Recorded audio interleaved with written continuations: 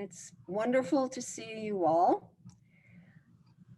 I have just completed a week of online sesshin, where I would typically be in California for Rohatsu sesshin at Jikoji Zen Center, where I practice and where I was ordained and where my guiding teacher lives and practices. But given the conditions in the world, I had to settle for an online sesshin this past week. And it is so wonderful to see in these little postage stamp images of everyone. I think everyone should be made into a commemorative stamp, each one of you. When I participated in the sesshin, I also delivered a couple of talks yesterday.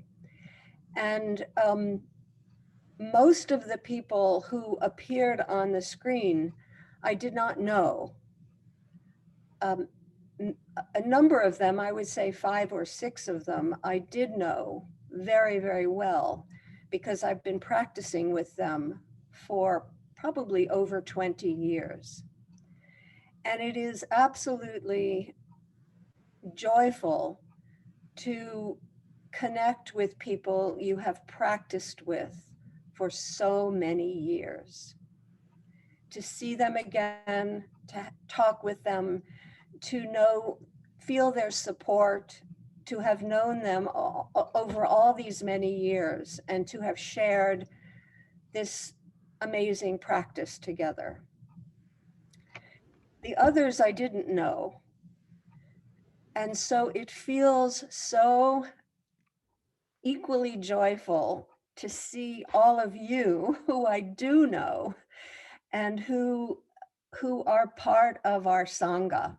You know, I was a bit of a stranger still, being 3,000 miles away from Jikoji. Still feeling a bit of a stranger, but I really feel family looking at all of you and feeling that mutual support. Many of you we haven't practiced together for 20 years. And I'm hoping that we get there. I certainly plan to be around for the next 20 years, so we still have some time to practice together. There's nothing that really compares to these long spiritual relationships that you have with people. It's an incomparable situation. So I just want to express my gratitude to you for being members of our Sangha and for showing up in mutual support of one another in this practice. So in considering the previous week's talk, I realized that we weren't quite done with the theme of the talk.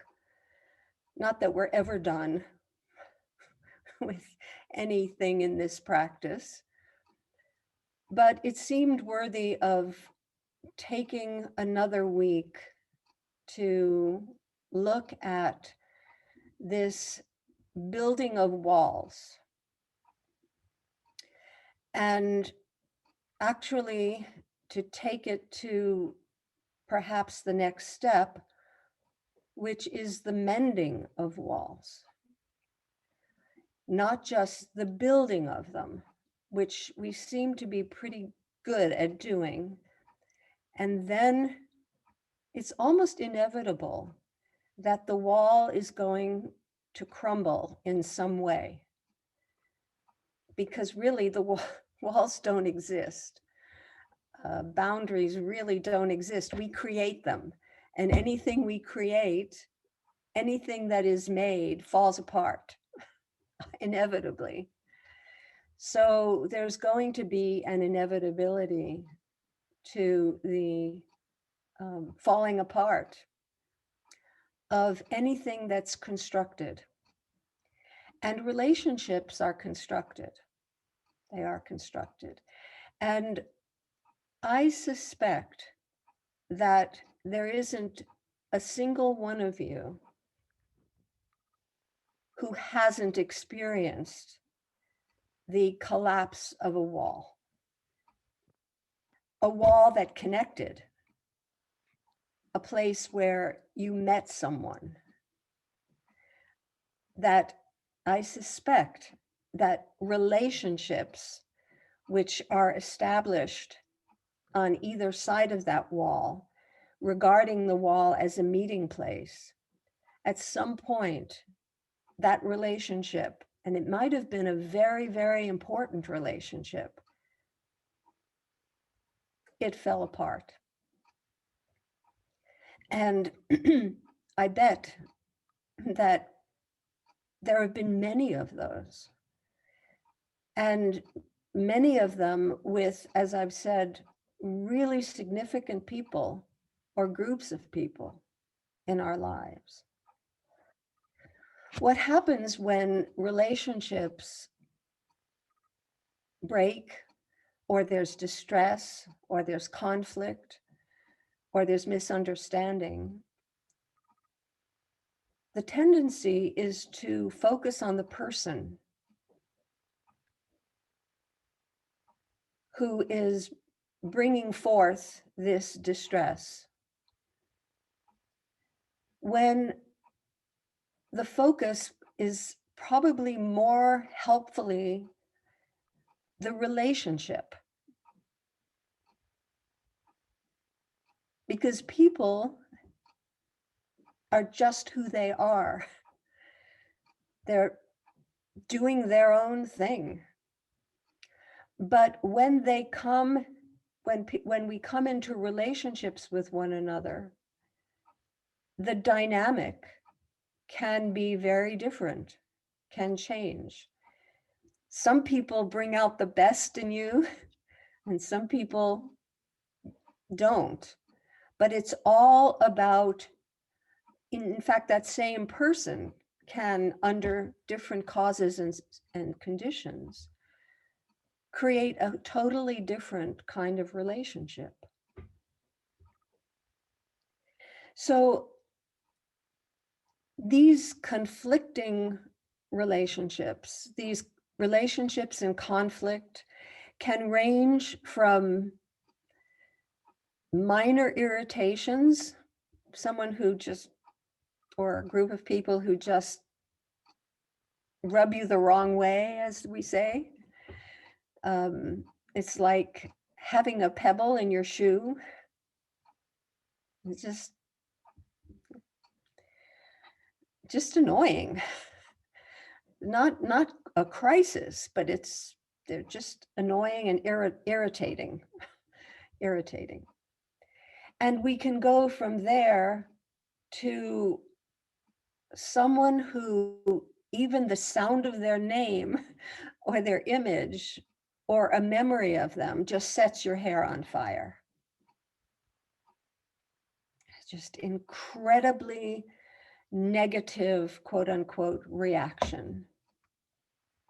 Sometimes to the point of wanting to be violent or feeling the impulse to strangle them, to get rid of them. And we all have this full range within us in reactions, in our reactivity. Sometimes, and I think I spoke with Shulong about this phrase, negative intimacy.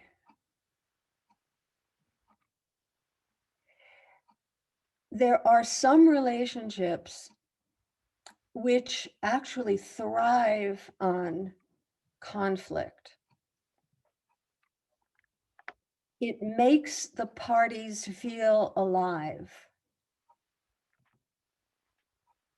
And sometimes people who you are really close to, the tendency is to continue to fight.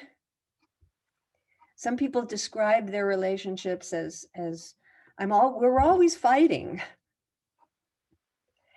And that kind of gives juice to, it makes the relationship kind of passionate.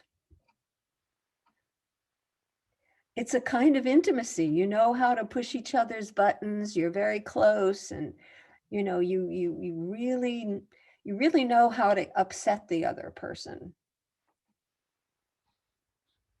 And there's a kind of intimacy in that. And you can get really used to that and just want to continue fighting because it feels so energizing. And you feel really close in a strange way to that person or those people. So these are situations to examine. And I'm going to use a kind of paradigm which is often used in Zen, that if you can't make rice, you make gruel. And if you can't make gruel, you make mush. So as we read the engaged Buddhist precepts, a couple of them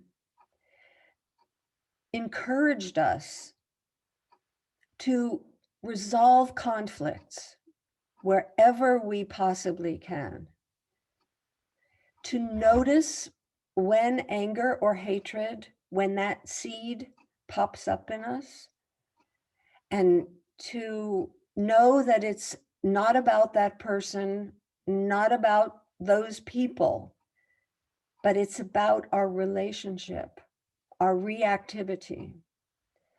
So one of the things we can do is make the effort to make rice together. It would be wonderful if the one person coming to the wall to meet, the other person coming to the wall to meet, and together mend the wall, put the rocks in that should be there, because you're preserving the meeting place. You want it to be a strong meeting place, not a strong separation. That would be making rice. That would be mending the wall of relationship. But what does that require? It requires that both parties come with goodwill, with an open heart, and with a desire for peace. Both parties, that would be the ideal, the making of rice.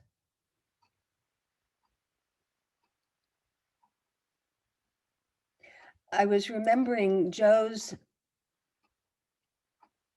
talk, or maybe it wasn't a talk, it was a comment in the book club, I'm not sure. But you talked about people being revived from the dead. And one of the things that was said by one of them was that in this experience of being dead, he felt complete acceptance. Is that right, Joe? Yeah. He felt completely accepted. That is really what we want. It seems so simple. But if two people can meet and feel completely accepted, they have to go through the death of their ego. They have to die. It's a good metaphor. They have to die to their fixed ideas, to their ego's stronghold on their separate self. It's kind of like entering, isn't it the Bermuda Triangle? There's this theory about the Bermuda Triangle, which is a place, I believe, in Bermuda or near Bermuda, where ships are said to have magically disappeared. And no one can explain what happened to them. It's sort of that place where things disappear and you don't know why or how. That's what has to happen when we meet. We have to meet in the Bermuda Triangle, where our egos disappear, where we're just humans, two humans meeting at the wall, having something to do with one another, namely to preserve our meeting place and mend the wall. So mend the relationship. But that doesn't always happen. We can't always make rice. Sometimes we may have to make gruel. So maybe we're the one who reaches out, wants to meet the other person, has this openness, and very much like in the poem, that neighbor walks away. Oh, let's solve this problem. Sorry, I'm out of here. Well, you might have to make gruel, which amounts to simply being civil.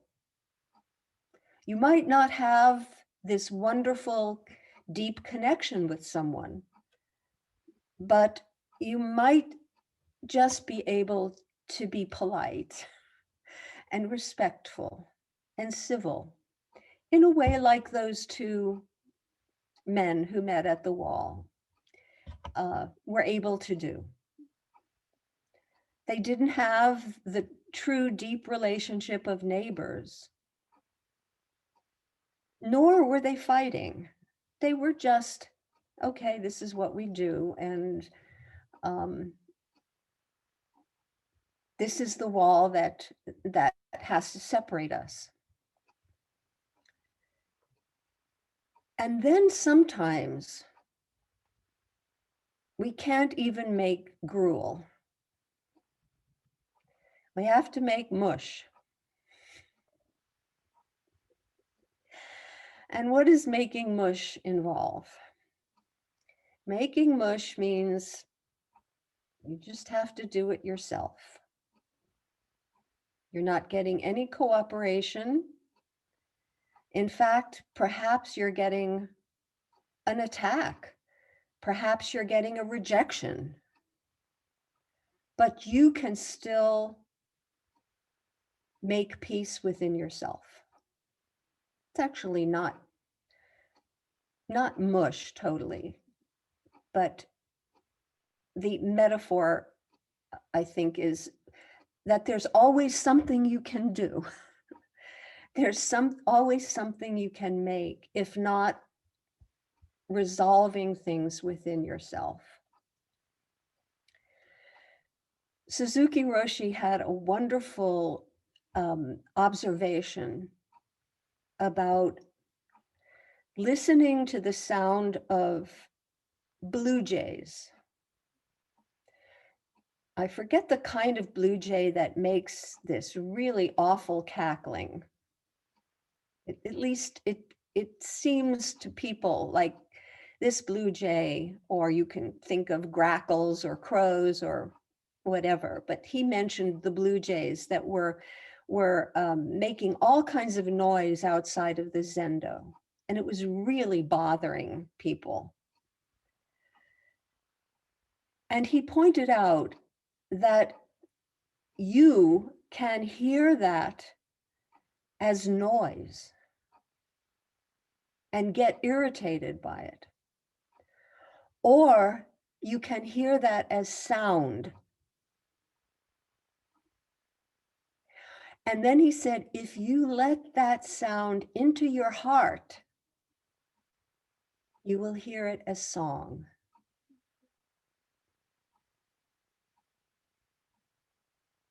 It's up to you.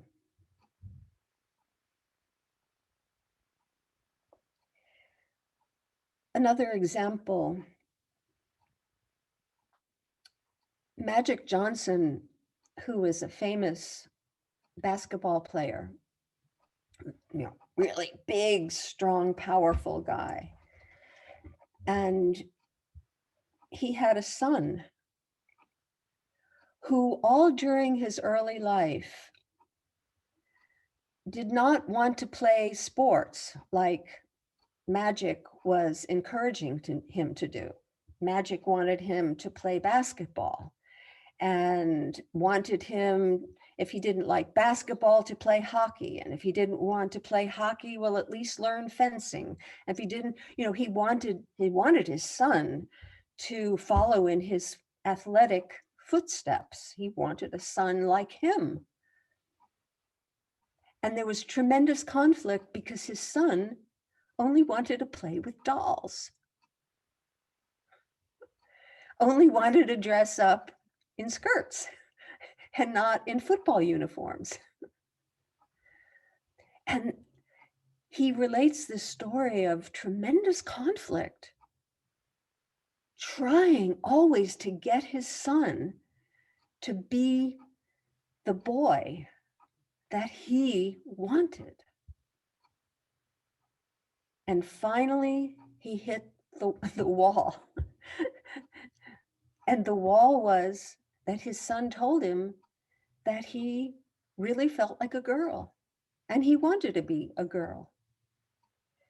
And at that point, what did Magic Johnson say? He said, now I have to work not on you, but on myself. I've been working on you all this time, but now I have to make mush. I have to turn inward. And that's, great teachings that we get from people who resist us. Gives us an opportunity to move beyond our fixed ideas and our expectations of other people. Lastly, there's this wonderful account by a Russian mystic named Gurdjieff, who some of you may have heard of.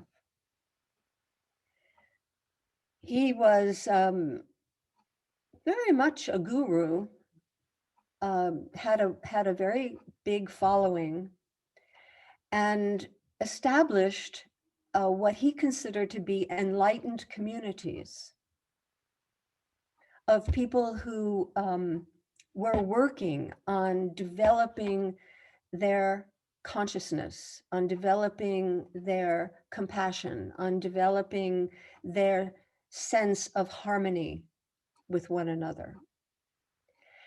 And there are stories about him making his disciples do useless work together. And one of these times, he had his disciples cutting up sod on the land, cutting up grass in little chunks, and just moving it to other locations. just doing that together. And there happened to be one member of the community who everybody really disliked. He was very temperamental, very self-absorbed, constantly was irritated and complaining about everything, constantly judging people and having tantrums. And this moving this sod from one place to another really was the last straw for this person. And he said, no, I'm not doing this. I'm out of here. Got into his car and drove off. And all the other members of the community said, great, this is finally rid of him. You know, he's been the worst influence on us, celebrating his departure. But Gurdjieff got into his car and followed this guy until it was a couple of days before he returned with the guy who was irritating everybody.